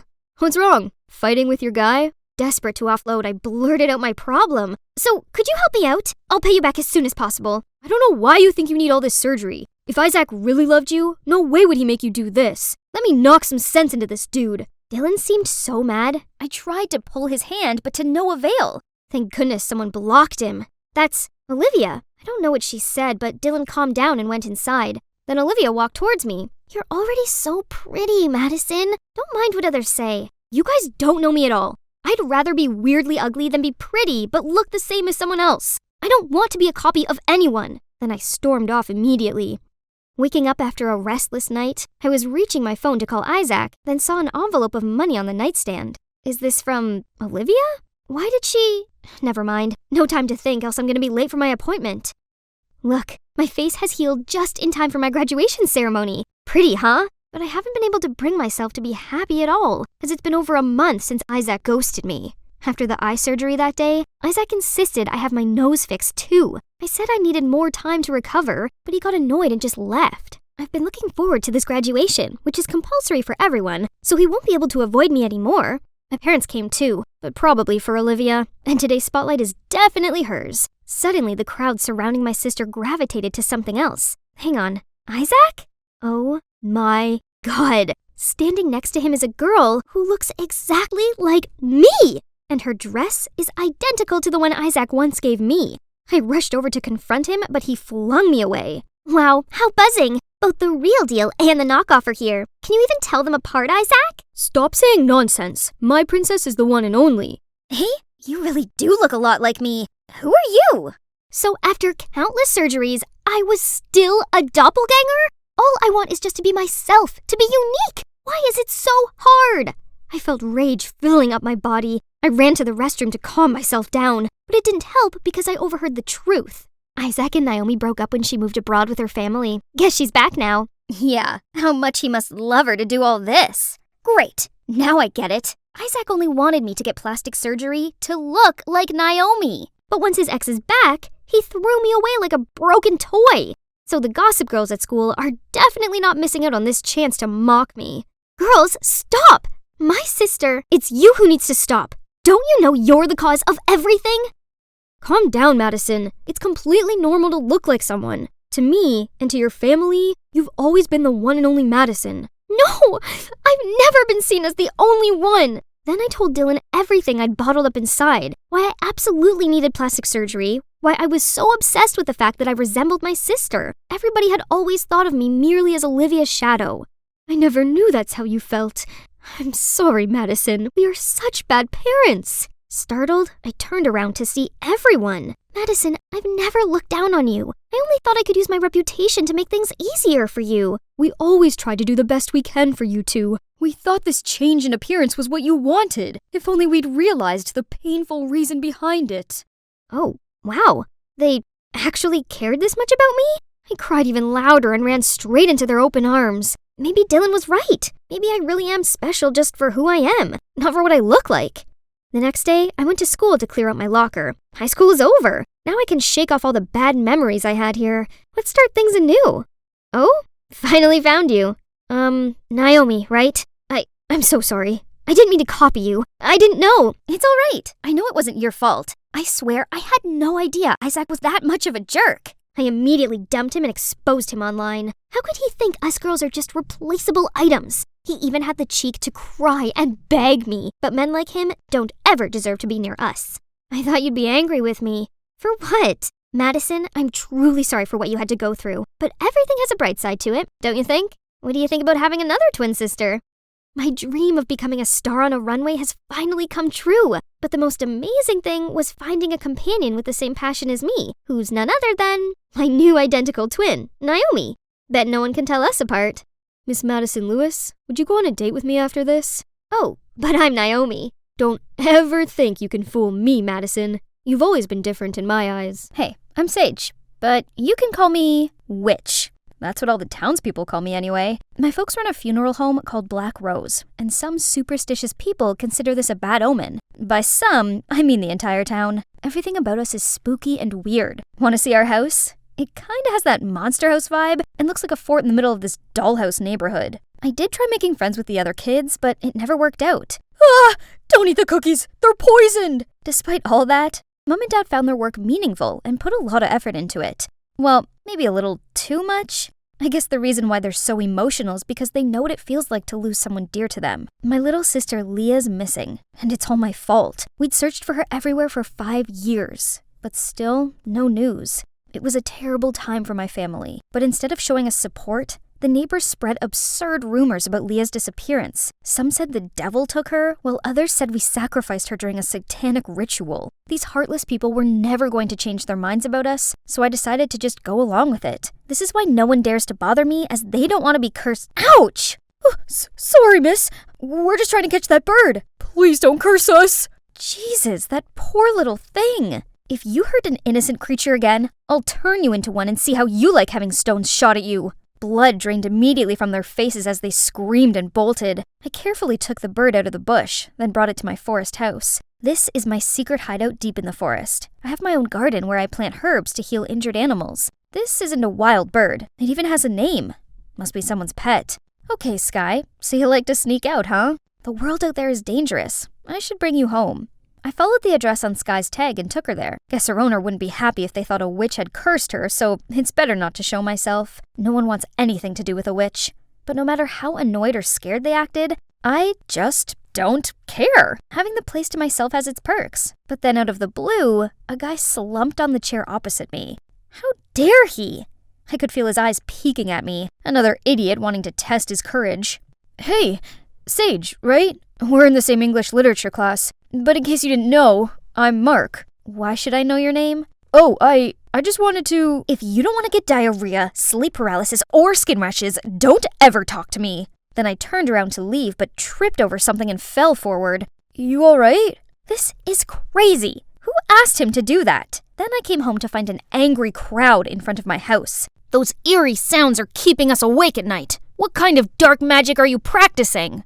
Your black sorcery made my curling iron overheat and burn my hair. Must be some demonic influence messing around here. Turns out, strange things were happening to every house in the neighborhood. So these superstitious people blamed everything on my family and even wanted to kick us out. We can't move. We have to wait here.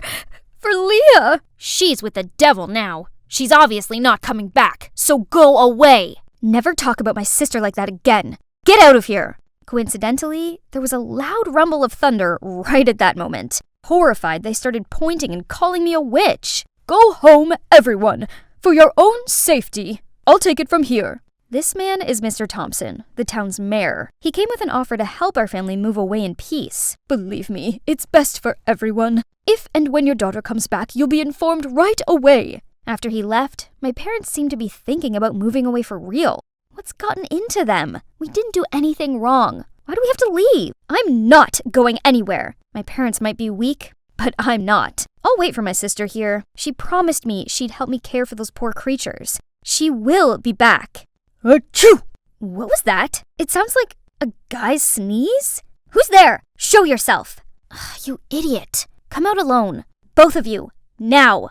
Those two look familiar. Right, they're Meg and Nick, the infamous best friend duo in my school. It turns out they were curious about the strange phenomena happening at Meg's house too. They wanted to see if I was really using witchcraft to cause all that. We didn't expect to see you healing animals here. Why do you let people think you're a witch? They can call me a witch, an alien, or whatever. I don't care, as long as they leave me be. I hate it when people annoy me, which is what you two are doing now.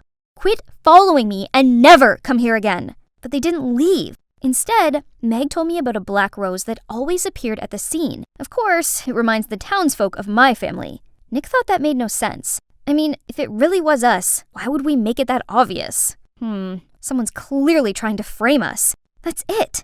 If I found that person, my family could live here in peace again. We'll investigate together. We can catch the bad guy and be heroes, like a detective squad. Sounds like you've been watching too much Scooby-Doo. And why aren't you guys scared of me? Actually, I'd make a great Daphne. And come on, we just saw you feeding the cats. Even if you are a witch, then you must be a kind one. The next day, I was going downstairs when I heard some chattering noise. Are those angry townsfolk back? I was about to scare them away, but I saw my parents warmly welcoming Meg and Nick. This is the first time I'd had friends come over, so my parents were overreacting. I hurriedly pulled my so-called friends out of the house. I guess disturbing me has become a habit to you, huh? We didn't know how else to contact you. Anyway, we'd like to introduce you to an IT expert. He's agreed to help us. Then suddenly, a guy standing behind the black rose bush appeared and said hi to me. Isn't that the guy from the library? This is Mark, the newest member of our squad. Good to see you again. I hope you'll remember my name this time. So, this Mark guy was really serious about this. He's now telling Nick how he could get data from all of the cameras in the neighborhood, which sounded like some kind of alien language to me. Look, our tech genius found something. Mark is awesome, right, Sage? I guess? Someone hacked into these houses' networks and was causing their electrical appliances to go haywire. And every night at 11 o'clock sharp, the camera would be disconnected. Not for long, just enough for someone to place a black rose at the scene unnoticed. Can you track down that hacker's IP address? Yes, and also their coordinates. That's Clara's house? Wait, Clara? The drama queen who always plays up everything about me? Does she hate me that much to target my whole family? We reached out to Clara to talk privately, but she flat out denied everything. What is wrong with you? Did this witch hypnotize you into becoming her slave? Blink twice if you need help. We have proof. You can't get away with this. Are you threatening me? This is illegal. I will tell my father about this. You think you're a big deal just because your father is the mayor? Big enough for you to watch out? She's the mayor's daughter? What's with that smug attitude? Everyone in this school remembers how she embarrassed herself last year after Mark rejected her. You may not know this, but Mark is the most popular guy among the girls in our school. It doesn't matter. I'm not interested in those girls. You don't have to explain yourself to me. I don't even care. The atmosphere suddenly became weirdly awkward. Well, now the only way is to stalk Clara and catch her red-handed. But we've been sitting here for an hour and nothing's happened. This snooping scheme is so silly. I was about to leave when Mark stopped me. Someone was coming out of Clara's house. Gotcha. Still trying to deny it now, Clara? Mark took off his mask, but who's this man? He suddenly flung out, then attacked Mark and ran off. We were about to chase him when Mark cried out in pain. Meg and Nick told me to take Mark home while they chased after the guy. I brought him home. This house looks so familiar. Oh, this was the owner's house of Sky, the bird I'd saved. Mark explained he'd seen me bring Sky back and was impressed with the note I'd left on how to take care of its wound. I knew everyone had been wrong about you, so I wanted to thank you and be your friend. I'm not someone who could make friends. Then I quickly left. The next day, Mark helped us arrange a meeting with Clara at the cafe where he worked. When Clara heard about the man coming out of her house last night, she seemed shaken and said he was probably one of her dad's staff. However, when Meg asked her for her help, Clara refused. We hit a dead end again, but Mark said he already had a solution. Before he could tell us, the cafe owner appeared and told me that spooky stuff was happening and asked me to leave. The holy statue, the town's symbol, was broken, and they found another black rose at the scene. Meg and Nick immediately jumped to my defense, but he didn't listen. He also forbade Mark from hanging out with me, or else he'd fire him. I'll leave now. See? I'm not good at making friends. I only bring them trouble. I dashed away so no one could see me cry. However, suddenly, someone's hand grabbed mine, then pulled me onto the bus just as it arrived at its stop. Mark? What are you doing? He'll fire you! I quit. That kind of boss doesn't get to fire me. It's all my fault. Don't worry. I have a ton of different jobs. Waiter, dog walker, even babysitter. Anything that makes money. What's the money for? This bus will take you to the answer. We got off at the last stop, an orphanage. So Mark was donating the money he earned to these orphans. Promise me you'll show them your true kind side. At first, I wasn't sure if I could, but then I gradually opened up to these sweet kids. Suddenly, I saw a familiar figure watching other children having fun from afar. Is that Leah? My sister? Turns out, 5 years ago, a lost kid was found wandering by the bus stop. She was so scared that she couldn't remember anything about her family. She only said a few separate words like funeral or dead people, so the nuns thought her parents had passed away and took her in. During her time here, she couldn't blend in with other kids. Seeing how Leah pushes others away, I saw myself in her. She shouldn't live her life the same way I do. I then called my parents and they came to pick us up right away. Oh boy, it surely was the tearful reunion of the century. Thank you so much. We only found Leah thanks to you. I'm glad to help, but that's not all. I've got something else to show you. As it turned out, Mark bugged Clara's phone at the cafe. It recorded a call she had with her father, exposing him as the culprit behind the town's mishaps. It appears Mr. Mayor wanted to build a shopping mall, but he needed to clear up some space for it. Using my family's bad rap, he played spooky tricks on the townspeople to scare them into selling their homes for cheap. When Clara found out the truth, she begged her father to stop, but he refused to. Meg and Nick posted the recording on the internet, causing outrage among our town. The cops arrested him, and my family's name was cleared. All our neighbors apologized to my family for letting their superstitions blindside them. My parents were obviously touched, so they forgave them all, and threw a party. So my family was reunited. Not only did I find my sister, but also 3 good friends. Well, maybe 2 good friends, and 1 more than just a friend. Hey Beans, welcome back to my channel. I'm so cranked to introduce today's special guest, my daughter Elle. Say hi, sweetie. Hi, we're making butter from scratch today. I'm so excited. Elle, can you please do this properly? Mom, it's the 6th take already. I can't even feel my arms anymore. If you're still not satisfied, then film it yourself. Hey, I'm Elle, a high school student living in Wisconsin with my mom. From the outside, there's nothing out of the ordinary about us. Well, except that my mom's a vintage holic. See, she in fact became a famous YouTuber for her 1950s lifestyle. Living like this was such a hassle. but that's what puts food on our table, so I had to put up with it. However, sometimes Mom even insisted that I join in her videos, like today. Ugh. Not just that, whenever we went out together, she made me wear the cheesiest vintage dresses, so I wouldn't ruin her aesthetic. As a hip-hop dancer, it was torture. See? I sure look way better in these clothes. Oh dear, what are those awful threads? Here, try this. It's really the bee's knees. Bee's knees, she said? More like Granny. Ah, so pretty. Auntie, you have such excellent taste. That's Daisy, my cousin, and also schoolmate, who gets along much better with my mom. Jeez, I can't let this hideous dress go home with us. If you like this so much, why don't you just take it instead, Daisy? Mom then walked to the counter with some more tacky clothes, ready to pay, but... Gee, where did I put it? Guess I'll come back another time. Oh, missing something, Mommy? It's okay, Mrs. Fay. You're a regular, so you can pay us next time. Wait, what? No! So now I had to wear this ugly dress to the boring event Mom was dragging me to. Because the more the merrier. On the way there, Mom was talking a blue steak about how I should behave at the bash. When suddenly, huh? What now? Awesome! This must be the third time this hunk of junk has broken down this month. Isn't it fantastic? And we don't even have phones to call for help.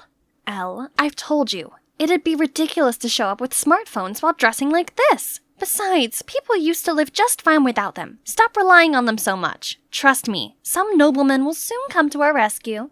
Stay here and wait all you want. I'm gonna go look for a garage. But I only managed a couple of steps before a fancy car pulled over, and an old man in a suit stepped out and offered to help. Turns out he's one of Mom's subscribers and even asked for a picture. Thank you so much for saving my chariot. You're the ginchiest. Gosh, here she goes again with her old-timey slangs. Eventually, we reached this Antsville, and as soon as we arrived, Mom immediately ran to her celeb friends and posed for photos, leaving me lost and confused.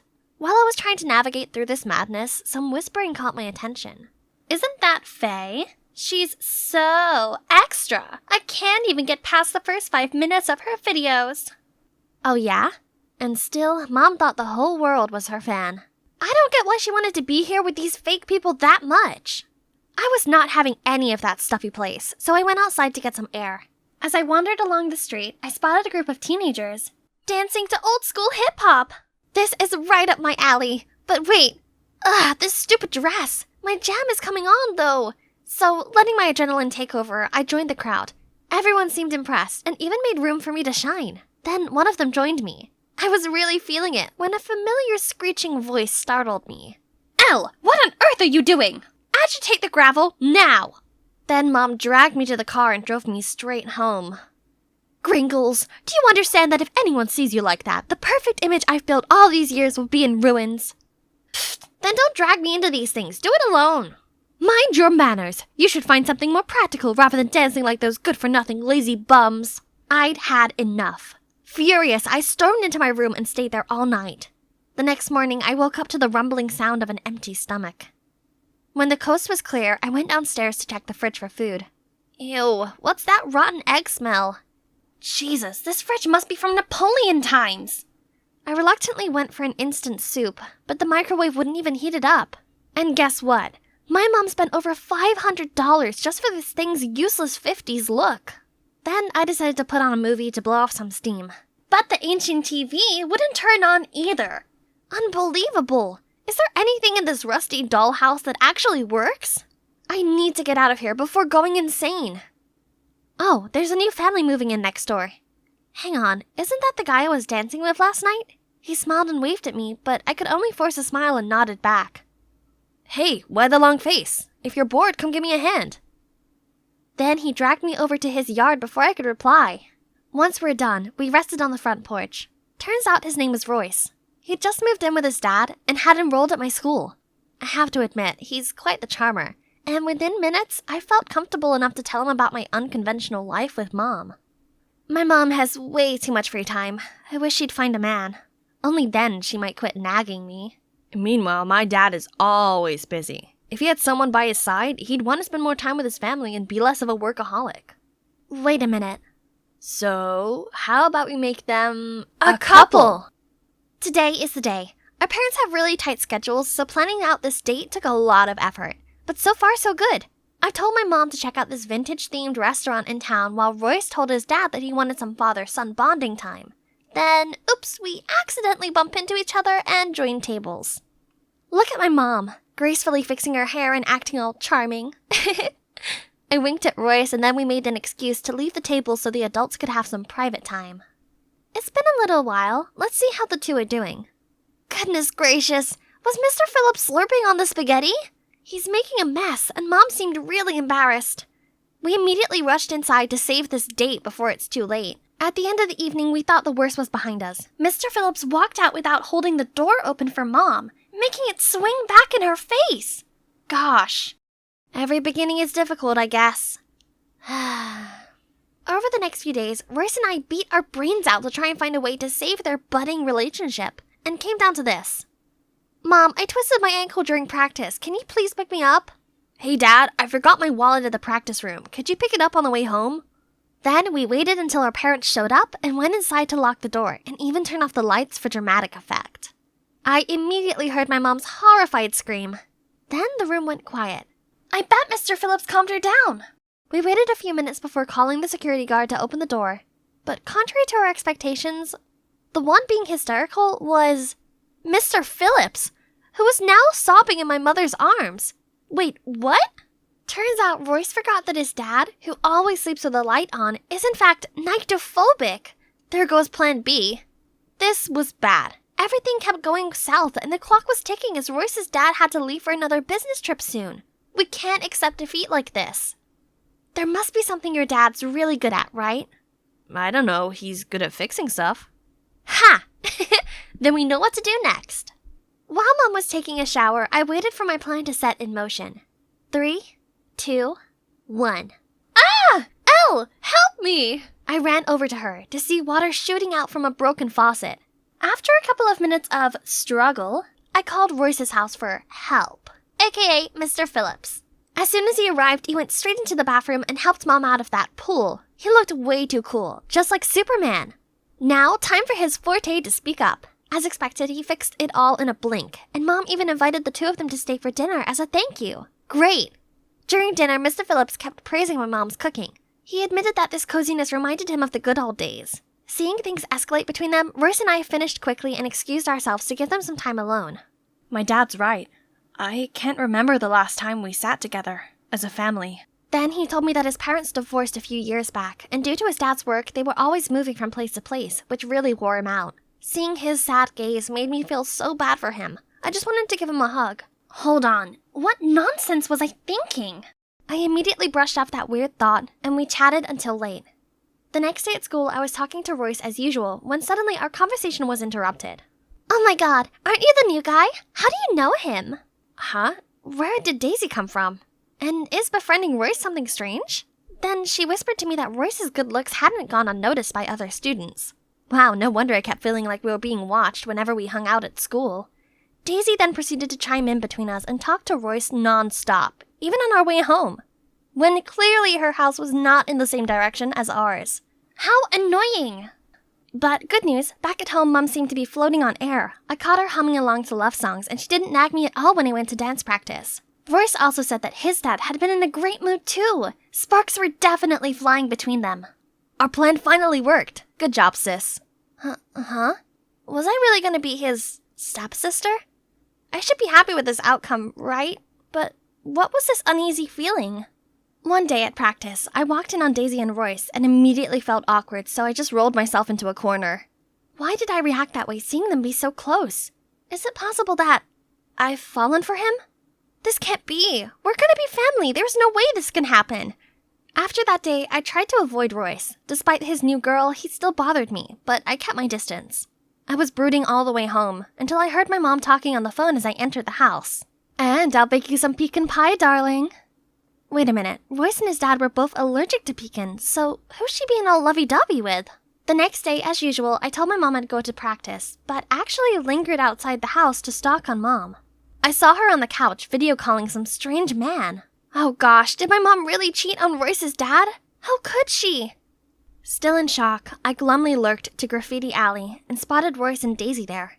They seem to be talking about something really serious. So, you already knew? Yeah, ages ago, but it's clear that we can't just force love on someone. So, you mean to just give up and happily watch them see other people? Oh no, so they knew Mom was unfaithful to Mr. Phillips already? How embarrassing. Right at that moment, Daisy spotted me, so I frantically ran away. After school the following day, Daisy wanted to talk with me in private. However, it was not about what happened yesterday. Do me a favor and stop hovering around Royce all the time, will you? But Royce is my friend. I can't just stop seeing him because you said so. If you like him, be my guest. Suddenly, Daisy fell to the ground. Ouch! Why did you push me? Huh? What is she doing? At that exact moment, Royce showed up and worriedly checked on her. Okay, now I know what's going on. Sorry about that. Let me give you a hand. When she was just about to stand up, I shoved her. Now you know what my real push feels like. I noticed Roy's stunned look, but just walked off. Now that I don't seem so great in his eyes anymore, he'll stop approaching me. Sweetie, what's wrong? What's wrong? This is all your fault. If you didn't cheat on Mr. Phillips, everything would be fine. What do you mean? Cheating on whom? Then my mom burst out laughing after I told her. Turns out they never dated. They both saw through our matchmaking plan early on, but decided to just be good friends. And the person I saw Mom video calling with was her boyfriend, but she hadn't introduced him yet because they'd only started dating. But why set us up in the first place? Finally, I had the chance to tell her how I truly felt about being forced into her vintage world and not being able to pursue my love for street dancing. Mom was quiet for a second, and then said, Gee, how silly I've been. I've been inspiring strangers to go after their dreams, but I stopped my own daughter from pursuing hers. I felt so much better after pouring my heart out. I also mentioned Royce's situation with his dad, and she promised to talk to him about it. Hang on. This means... Mom, so you and Mr. Phillips are just friends, right? Immediately, I ran off to find Royce. As if on cue, the doorbell rang, and it was... Daisy! What game is she playing now? If she's here to mess around, come at me already. But surprisingly, Daisy apologized. I'm sorry, I was just blinded by jealousy. And there's nothing going on between me and Royce. He in fact already rejected me the day you saw us at the graffiti alley. Also, he asked me to give you this. I opened the box to see an adorable keychain with I love you on it. Oh my, is this a love confession? But there's also a note saying, I'm leaving for another city. Till we meet again. No, no, no! I sprinted to his house right away. Oh Lord, he's already packing. Without thinking, I hugged him and started sobbing. So, you read my message? Yeah. And what do you think? I feel the same, but you're leaving for real? Then, his smile turned playful, and he admitted he was just messing with me. Turns out he was going away, but only for a few days, for a dance competition. Really? That's awesome! But I can't forgive you for tricking me yet. So, yeah. Although we couldn't get our parents together, us two actually became a couple, so our matchmaking scheme isn't a total failure, right? We were even able to change a few things for the better. For instance, Mom spoke to Royce's dad, and he agreed not to move for the time being so his son could settle in. Mom also promised to check in on him when his dad's away on business. As for our family, my mom no longer tried so hard to act like she's not living in 2023. She now sometimes includes modern elements in her vlogs as well. And I even become a regular guest on her channel. Hey Beans, today my fiancé and I are baking this fab coconut cake, along with my daughter and our boyfriend. They are hip-hop dancers. Check out their channel if that's something you fancy. They're really the cat's pajamas. Wow, it's been a busy day at the salon. What can I say? It's all thanks to my top-notch hairstyling talent. Ta-da! What did you do to my hair? Platinum blonde is the current trend, ma'am. I asked for brown! How can I go to school looking like this? Ugh, she has no eye for beauty. But, oh no, this dumb machine. At least it's not completely burned. Were you dosing off while cutting my hair? Give us our money back, now! Money? I've only worked here for a week. How am I supposed to pay them back? Ask my parents? No way. I, the beautiful Olivia, had declared in front of them that I hated school and would build my own career through my passion for hairstyling, not with any of those boring books. So, I left my hometown and got a job at this fancy hair salon in the big city. I would prove to my parents that I could actually earn money with my talent. Ugh! But now my boss was going berserk at me. Oh, dearie me. There's no need to make a fuss over such a measly amount of money. I shall pay for it on her behalf. I turned around and wow, it was this graceful-looking middle-aged woman. Her outfit, hairstyle, and manners all screamed elegance and luxury. Pretty girl, I can see that you have a keen eye for beauty. The only thing you're missing is an experienced mentor's guidance. And I happen to know someone. I can't believe it. Mr. Fullington, the world's #1 hairstylist, was going to be my mentor. Of course, it's all thanks to this awesome lady. Oh, wait, Mom. I should call her Mom now, as she's just adopted me. She must have taken a liking to me, seeing how determined I was, pursuing my passion despite all hardship. She and her husband are millionaires who couldn't have children, so yeah, they decided to take me in. Man, this is the best thing to happen to me ever! Olivia, school isn't the only way to success. With your talent, the road can be much shorter. My foster parents are so kind. Just look at this room. I feel like a princess. Just look at this gigantic bed, satin sheets, and walk-in closet. Better still, they even arranged for a makeup artist and a stylist to spend all day helping me look fabulous. The rich kid's life sure was sweet. I was so immersed in all of it that I almost forgot the main reason why I agreed to do this. The hairstyling course with Mr. Fullington. Mom, Dad, I know that you're both very busy, but I've been waiting so long. Has Mr. Fullington forgot about our appointment? Oh, sweetie, I'm sorry, but he's been sick, so his schedule has all been put off till next month. Don't worry, darling. In the meantime, why don't you try attending some fancy parties on our behalf? It's a good chance to expand your social circle and learn how to make money from all the best. Oh, that sounds pretty good. If I could make lots of money, then my parents would have to take me seriously and stop their stupid go-back-to-school demands. As soon as I arrived at the party, all these new friends gathered around and complimented on how beautiful I looked. The rich guys went crazy for me, too. I instantly became the center of attention. This one guy called Bruce introduced himself as the son of the CEO to the top media corporation in the U.S. Olivia, that exquisite face of yours was made for the big screen. You should play the leading role in our new movie. Oh, acting? I'd never thought about it before. Walking down the red carpet and posing in front of hundreds of cameras did sound appealing. It's worth a try, right? I was still stunned at Bruce's offer when I felt something cool on my finger. Oh my gosh, a sparkly red diamond ring? William, heir to the GeoGems Limited. Pleasure to meet you, Olivia. Please consider this my greeting gift. And this continued all evening, until I couldn't hold any more stuff. Flowers from Justin, a jewelry set from Andrew, a perfume collection from Anthony, and this watch from... Geez, I couldn't remember anymore. I was trying to slip away when a handsome guy blocked me. You're stunning, Olivia.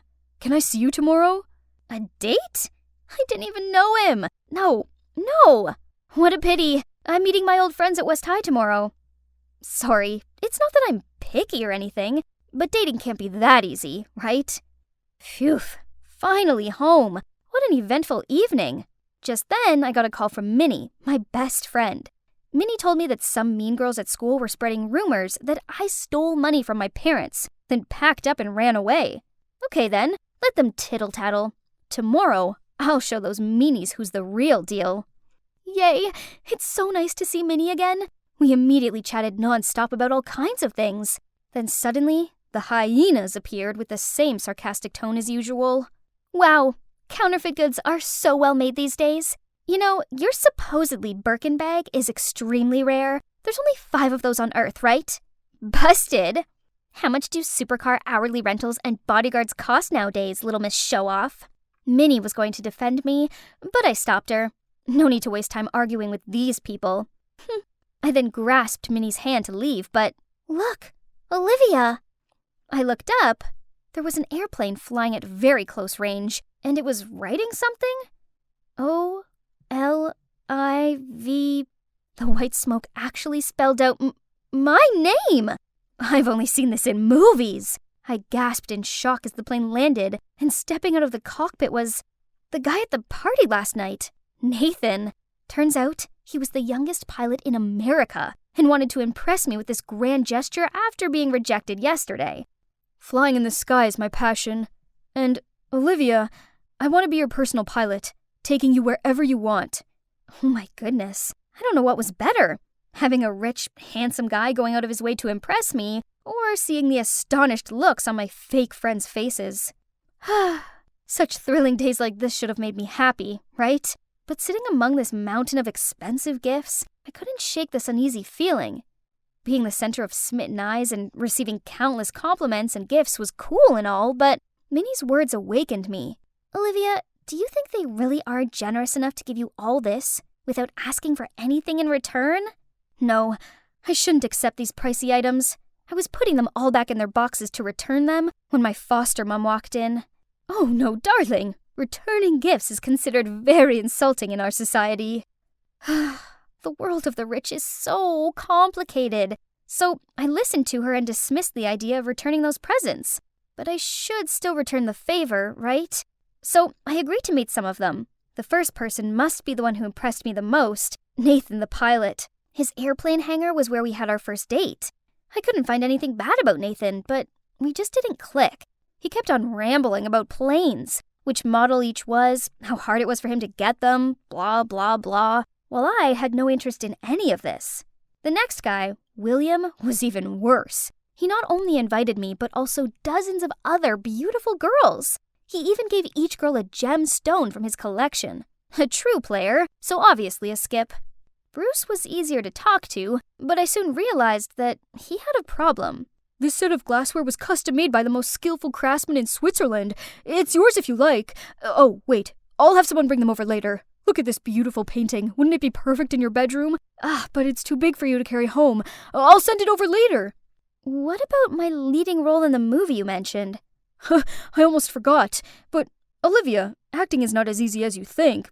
Besides, the entertainment industry is really toxic. Please just be my princess, okay? See? He kept promising me the world and then nothing. What a boastful, stingy liar. I didn't like any of these guys, so I must return their expensive gifts. But as soon as I carried the boxes out of the room, my foster mom stopped me. My silly Olivia, why are you so concerned about this? To them, these things are merely a drop in the ocean. But if you feel uncomfortable, I'll keep them out of sight for you. Giving them back will bring shame to our family. And you don't want that, do you? All right, that seemed like the best solution. My foster parents had been so nice to me. I shouldn't cause them any trouble. But a few days later, I discovered that they had secretly used my phone to ask Bruce for more presents. He thought I was angry, so he promised me a huge surprise tomorrow. It's weird. Why did they do that? They're as rich as Bruce's family, aren't they? I asked them why, and turned out my foster parents just wanted to test Bruce, as he seemed to be the most persistent in pursuing me, but had not shown his sincerity. Early next morning, I received a call from Bruce, saying that he'd sent someone over with a luxurious car, and reminded me about our date tonight. Wait, an entire car?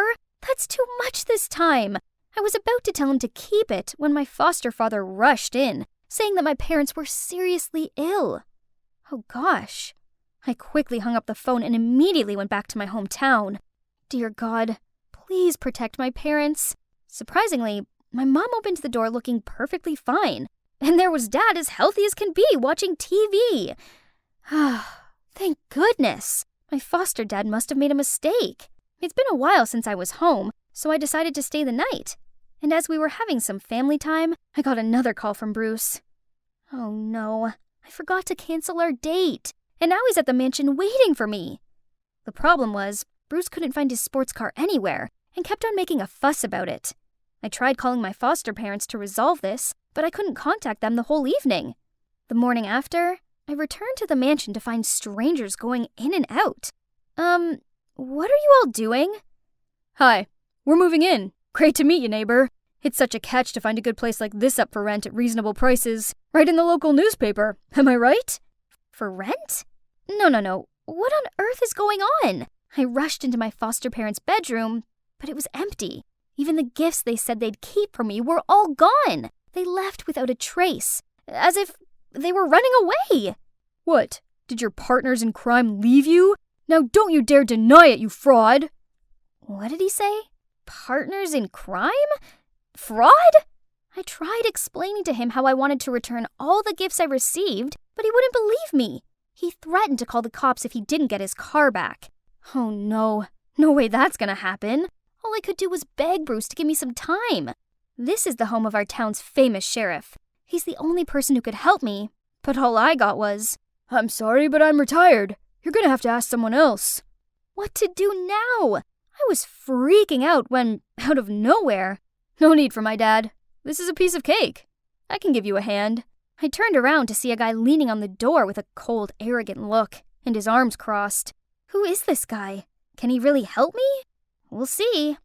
Wow, Alan really took the risk and invested a lot in this. A sports car, a mansion, expensive trips, and even this huge event.